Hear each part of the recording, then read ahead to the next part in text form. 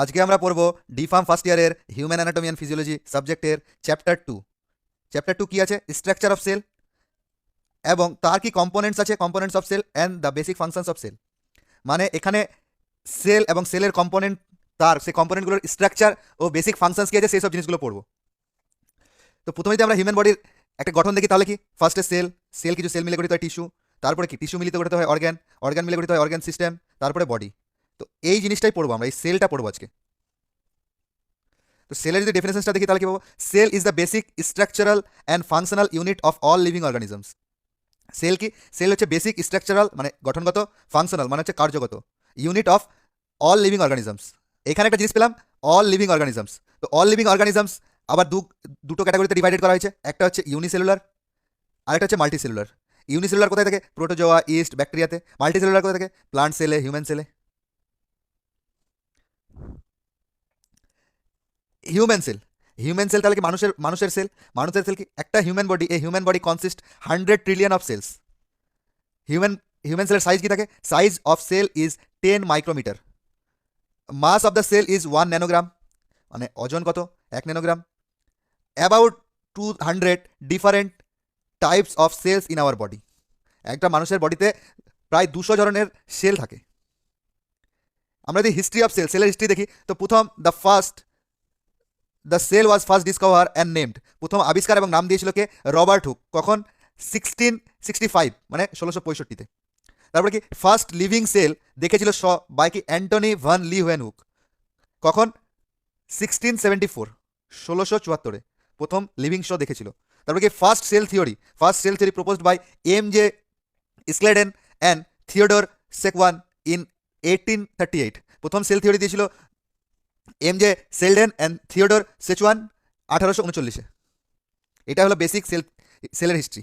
এরপরে যদি আমরা টাইপস অফ সেল দেখি, তো সেলস আর টু টাইপস। সেল হচ্ছে দু ধরনের, একটা হচ্ছে প্রোক্রিওটিক সেল আর একটা হচ্ছে ইউক্যারিওটিক সেলস। প্রোক্রিওটিক সেলস কি, যেটা সেল কি আর নট ফুললি ডেভেলপ, যে সেলটা সম্পূর্ণভাবে তৈরি হয় না। They cells have less develop nucleus, যার নিউক্লিয়াসটাও সম্পূর্ণভাবে ডেভেলপ হয় না। আর কি সাম অর্গানেলস কোনগুলো, এই যে সেলের মধ্যে থাকে, ribosome, cytoplasm, cell wall, smooth endoplasmic reticulum, Golgi apparatus, এইসব জিনিস কি সম্পূর্ণ হারে থাকে না। যেমন এখানে যদি দেখি আমরা প্রোক্রিওটিক সেল, তো এখানে কি পিল্লি আছে, ক্যাপসুল আছে। আহ, তো প্রোক্রিওটিক সেল কাদের থাকে, ব্যাকটেরিয়ার cells, archaeal cells. Eukaryotic cell, যে সেলটাকে these are those cells which are fully develop, যে সেলটা সম্পূর্ণভাবে তৈরি হয়েছে। They have well develop nucleus, এর মধ্যে যেটা নিউক্লিয়াস থাকে সেটাও সম্পূর্ণভাবে ডেভেলপ হয়। তারপরে কি and other organelles present in the cell, এবং কি বাকি যেগুলো অর্গানেলস থাকে, ribosome, Golgi apparatus, mitochondria, rough অ্যান্টিকুলাম, রেটিকুলাম, সেই সবগুলো উপস্থিত থাকে। ইউক্রেটিক সেলের এক্সাম্পল কি, plant cell, fungal cell, animal cell, protozoal cell. Functions of cells, সেলের ফাংশনস কি আছে, ফার্স্ট যেটা ফাংশন হচ্ছে movement of surface across the cell মেমব্রেনে কি মুভমেন্ট করানো। তারপরে কি সেল গ্রোথ করানো, আমরা যখন ধীরে ধীরে বড় হতে থাকি তখন কি আমাদের সেলটাও বড় হতে থাকে, ছোট থেকে বড় হতে থাকে। তারপরে কি প্রোটিন সিনথেসিস করা, প্রোটিন সিনথেসিসের মাধ্যমে আমাদের বডিতে এনার্জি আসে, তো সে প্রোটিন সিনথেসিস করা, আর প্রোটিনের মধ্যে কি এনার্জি প্রোডাকশন করা। এগুলো হলো সেলের বেসিক ফাংশনস। এরপর দেখবো আমরা স্ট্রাকচার অফ সেলস। তো সেলসকে বেসিক্যালি তিনটা পার্টে ডিভাইডেড করা হয়। একটা হচ্ছে কি সেল মেমব্রেন বা প্লাজমা মেমব্রেন। দ্বিতীয়টা কি এই সেল মেমব্রেন থেকে, দ্বিতীয়টা হচ্ছে নিউক্লিয়াস, এর মধ্যে এটা নিউক্লিয়াস থাকে, এটা হচ্ছে একটা পার্ট। আরেকটা এই সেল মেমব্রেন থেকে নিউক্লিয়াস অব্দি যে ফ্লুইডটা আছে, এই যে ফ্লুইডটা আছে এই ফ্লুইডটাকে বলে সাইটোপ্লাজম। তো বেসিক্যালি এই তিন ধরনের করা হয়, একটা সেল মেমব্রেন, একটা নিউক্লিয়াস, আর তৃতীয়টা হচ্ছে সাইটোপ্লাজম। তো ফার্স্টটা কি আছে, সেল মেমব্রেন কি, যেটা সেলের আউটার লেয়ারটা আছে, যেটা সেলটাকে ঘিরে আছে, সেটা হচ্ছে সেল মেমব্রেন। সেল মেমব্রেনটা কী দিয়ে তৈরি হয়, কম্পোজড হয় protein, phospholipids, carbohydrates, minerals. Cell membrane বা প্লাজমা মেমব্রেনের ফাংশনস কি, ফার্স্ট ফাংশনস কি সেলটাকে প্রোটেক্ট করে রাখা, দ্বিতীয়ত সেলটার একটা শেপ দেওয়া, it give shapes to the cell. আর কি it forms boundaries to the সাইটোপ্লাজমের কি একটা বাউন্ডারি ফর্ম করে। দ্বিতীয়টা কি নিউক্লিয়াস, সেলের মাঝে যেটা জিনিস থাকে সেটা হচ্ছে নিউক্লিয়াস, ঠিক। It is a spherical and largest part of the cell, it contains nuclear membrane, nucleoplasm আর নিউক্লিয়ালি। সেলে কি থাকে, সেলে থাকে নিউক্লিয়ার মেমব্রেন, তারপরে ওর মধ্যে নিউক্লিওপ্লাজম থাকে, তারপরে কি নিউক্লিয়ালি থাকে। সেলটাকে যেমন কি করেছিলাম, একটা সেল মেমব্রেন ছিল, ওর মধ্যে নিউক্লিয়াস ছিল। এবার নিউক্লিয়াসটাকে যদি সেল ধরি তাহলে এটা কি হবে, নিউক্লিয়ার মেমব্রেন হবে। তারপরে এটা নিউক্লিওপ্লাজম হবে। আর যখন নিউক্লিয়াস ছিল তো নিউক্লিয়ার মধ্যে কি হবে, নিউক্লিয়ালি। এন কি জেনেটিক্যাল মেটেরিয়াল ডিএনএ। তারপরে স্ট্রাকচার কি হবে, outer nuclear membrane is a continuous with the endoplasmic reticulum.